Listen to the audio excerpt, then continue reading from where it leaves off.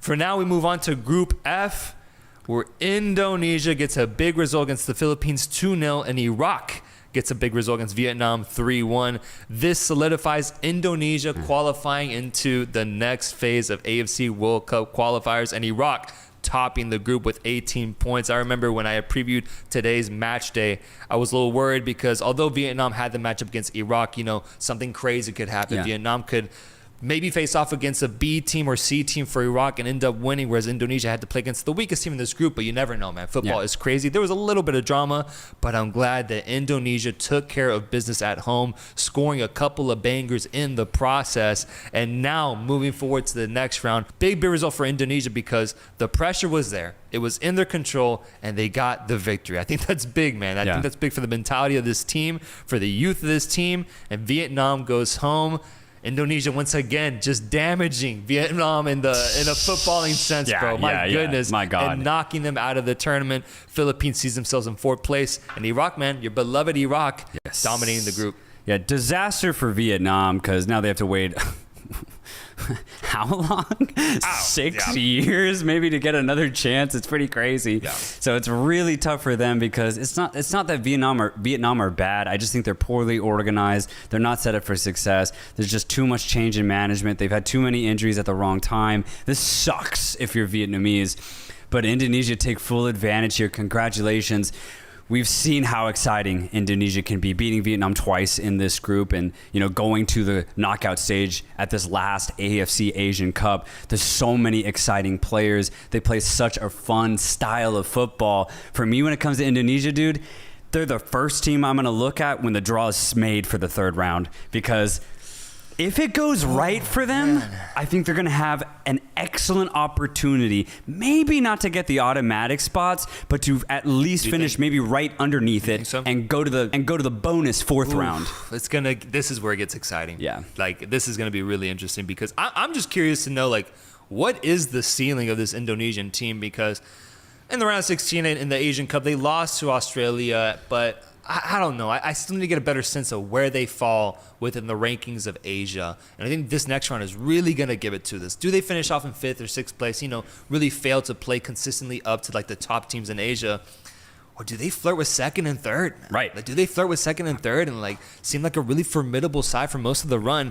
I'm waiting to get that answer, but I kind of like that you really don't know with this team. You really don't know. It could be one or the other. I think that's what makes it really exciting. Whereas for Iraq, man, my expectations for them are 1st or 2nd place in whatever group they get in, man. They're a top team in Asia. They beat Indonesia twice, and I do think that tells you a bit where Indonesia lie. They can't be the top teams in Asia, right? So the Iraq, Australia, Japan, Koreas of Asia.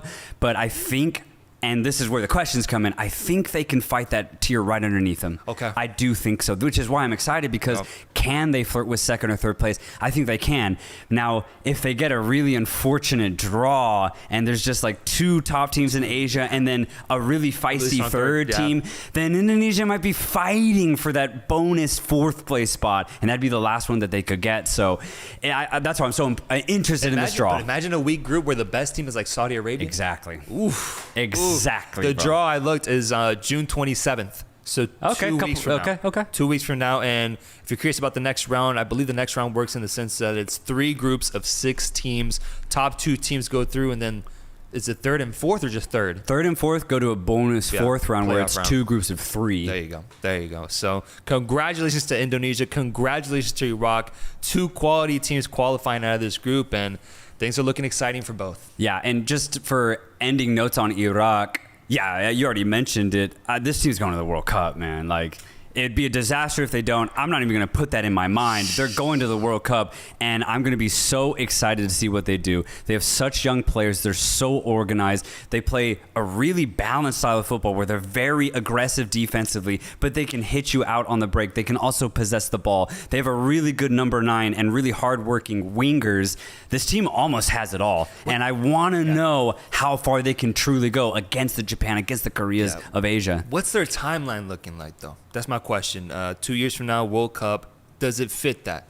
Is it a timeline where they reach their peak at the World Cup, or do they kind of just stay at the same level for now? That's my question. That's actually really interesting because Iraq have always been good, right? They've always been right underneath the first tier of Asian teams, but I don't think they've ever been at the forefront of Asia for long periods of time. And I'll be curious to see if they can maintain it, because if they end up just dominating this next round, I think they'll be perfectly poised for 2026. They'll be on the perfect path for them to be in their prime come 2 years' time. So right now, things are looking literally perfect for Iraq. But let's wait till this third round to see who they get drawn with and how they perform. But my God, is it looking good for Iraq. Group F, where Indonesia and Iraq had a great game, in my opinion. Even though the first half between the two teams in Jakarta, Indonesia were by far the better team. Iraq had no clue. Now, yes, you can blame Jesus Casas for the setup and having Ali Jassim on the bench, but Indonesia were just balling out. The Hey dude in the midfield, bro, Hey, he is a baller. He's dictating play. He's almost like Toni Kroos out there, dictating play, has a wonderful shot, as we're going to talk about soon. Hey was just unbelievable. But Struijk, the striker for Indonesia, I know he's young. He's 21 years old. He's had 15 games with the national team. I need to see some improvements. I do. He had a wonderful opportunity in the first half to lay it off. I think it was to Patianama. Wide open. It was wide open. He didn't play to him. Struijk has to be less selfish. I feel like he's a selfish striker. Understand your players. Understand the moves they're going to make. And Struijk, yes, he's going to develop better and better, but just frustrating at times. But Hey was just running the show. But then Jesus Casas made the adjustments at halftime because he realized that his team were having no control in the midfield and not progressing the ball well at all away to Jakarta. Yusuf Amin came onto the field and Ali Jassim.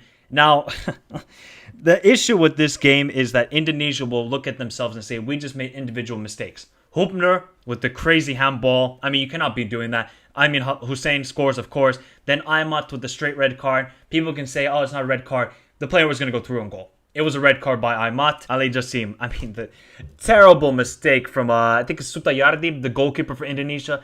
Terrible mistake. You gave it to Ali Jassim on a plate. I mean, it's a great finish, but God.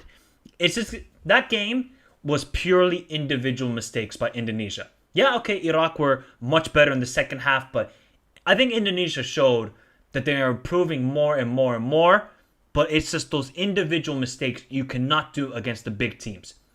If Indonesia want to qualify to the World Cup, which would be an incredible achievement considering where they were like a decade ago, the amazing improvements they have made, but they have to eliminate those small mistakes. Once they do that, then Indonesia are a good team. Because I'm going to say again, that Hey dude in the midfield is a baller. But Indonesia then won the game against Philippines. Hey with an incredible goal. That banger into the top right corner. I'm telling you, this guy, he's going to change the fortunes for that midfield.